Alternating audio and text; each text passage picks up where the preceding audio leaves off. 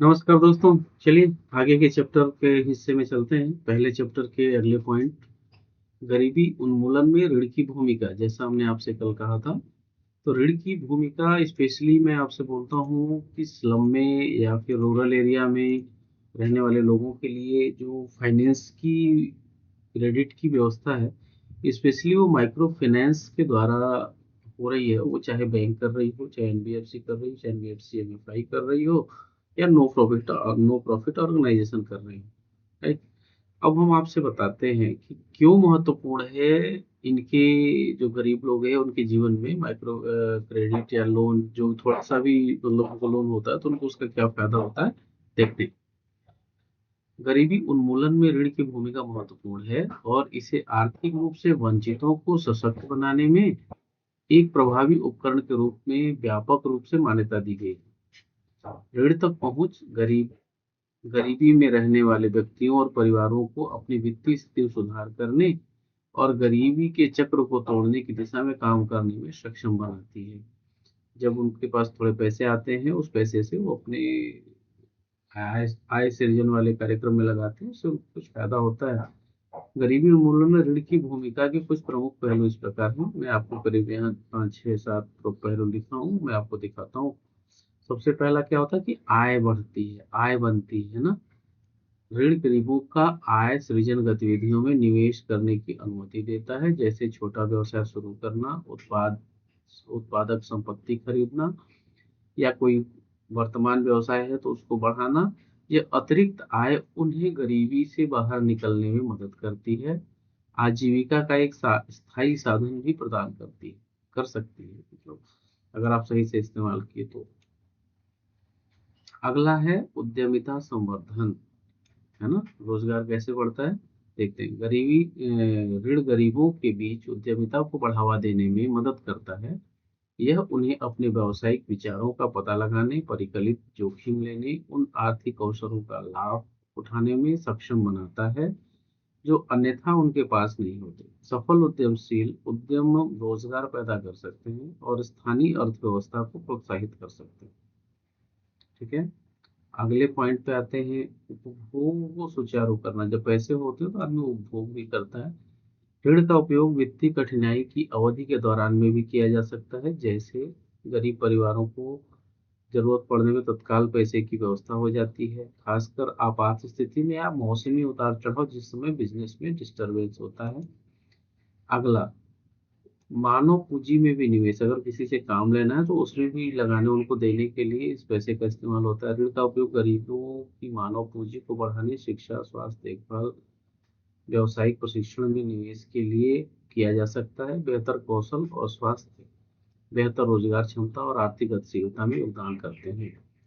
सशक्तिकरण, ऋण तक पहुंच वाले व्यक्तियों को उनके वित्त पे नियंत्रण देकर, सशक्तिकरण पे क्या कह रहे हैं, ऋण तक पहुंच व्यक्तियों को उनके वित्त पर नियंत्रण देकर स्वामित्व और जिम्मेदारी का भावना को बढ़ावा देकर सशक्त बनाती है। इस सशक्तिकरण से अक्सर बेहतर वित्तीय निर्णय लेने और आर्थिक गतिविधियों में भागीदारी में वृद्धि होती है। ठीक है। जब आपके पास पैसे आते हैं तो आपको निर्णय लेने की और सामर्थ्य पैदा होती है, आप उससे निर्णय लेते हैं और आगे बढ़ते हैं। वित्तीय समावेशन एक बार देखते हैं। माइक्रो फाइनेंस संस्था और अन्य वित्तीय संगठनों, जैसे बैंक मैंने बताया, एनबीएफसी बताया, के द्वारा दी जाने वाली ऋण सुविधाएं वित्तीय समावेशन में योगदान करती। कई गरीब व्यक्तियों के पास संपार्श्विक या क्रेडिट इतिहास के अभाव में औपचारिक बैंकिंग सेवाओं तक पहुंच नहीं होती। मान लीजिए किसी के पास कोई डॉक्यूमेंट नहीं है या पहली बार लोन लेना चाहते हैं, तो ऐसे में उनको बैंक से बड़ी दिक्कत होती है कि वहाँ तो उनको क्रेडिट हिस्ट्री भी चाहिए, डॉक्यूमेंट मॉर्गेज करने के लिए भी चाहिए। तो उस सिचुएशन में बैंक से ही छोटे माइक्रो फाइनेंस के लोन या फिर हमसे माइक्रो फाइनेंस कंपनियों से लोन लेते हैं, तो उसको औपचारिक वित्तीय प्रणाली में आने में एक मदद भी मिलती है। भविष्य में उसका क्रेडिट हिस्ट्री बन जाती है, जिसका इस्तेमाल वो बैंक के बड़े लोन में कर सकता है। इसे सबसे इम्पोर्टेंट है महिला सशक्तिकरण।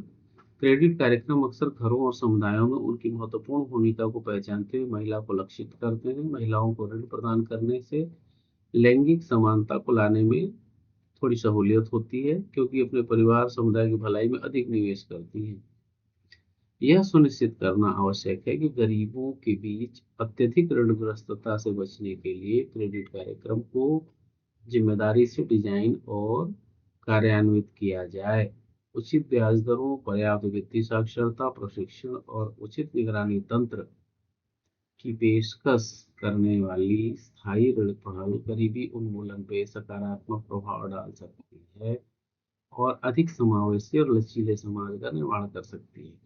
कुल मिलाकर अगर मैं आपसे कहूँ तो ये बहुत ही महत्वपूर्ण है। एक गरीब व्यक्ति है जिसके पास पूंजी नहीं है, अदरवाइज वो अपने के लिए कुछ करना चाहता है, तो आप सोचिए उसके जीवन में अगर एक छोटा सा भी लोन, अभी तो बड़े लोन भी हम लोग थोड़े बड़े लोन देते हैं, मतलब बड़े नहीं कह सकते, जो कभी हम 5,000 10,000 से शुरू करते थे, आज हम कोई भी कंपनी फर्स्ट साइकिल लोन भी 20,000 30,000 35,000 40,000 भी कुछ कुछ लोग दे रहे हैं, दे सकते हैं, जिससे कि कस्टमर्स को बहुत फायदा होता है और वो अपना ग्रोथ कर सकते हैं। अपने पास कुछ पूंजी रखते हैं, उसको मिला के कुछ चीजें कर लेते हैं, या फिर चलते हुए बिजनेस को तेज कर देते हैं, या फिर सीजनल जो भी फेस्टिवल सीजन आता है ना, कहीं पे मतलब छोटा सा अपॉर्चुनिटी है 10 दिन 15 दिन 1 महीने का, तो धार्मिक अवसरों पे वो उस पैसे का इस्तेमाल करके कई बार पैसे को डबल ट्रिपल भी कर लेते हैं, जो उनके लिए काफी हेल्पफुल होता है, उनको अपनी पर्सनल नीड्स पूरी करने में। इनफैक्ट क्रेडिट हिस्ट्री भी उनकी सुधरती है।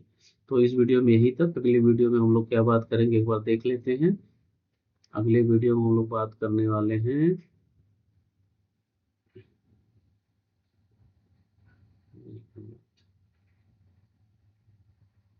भारत में ग्रामीण ऋण में भारत सरकार और राज्य सरकारों का क्या योजना और पहल है, उस पर हम लोग बात करेंगे अगले वीडियो में। तब तक के लिए नमस्ते।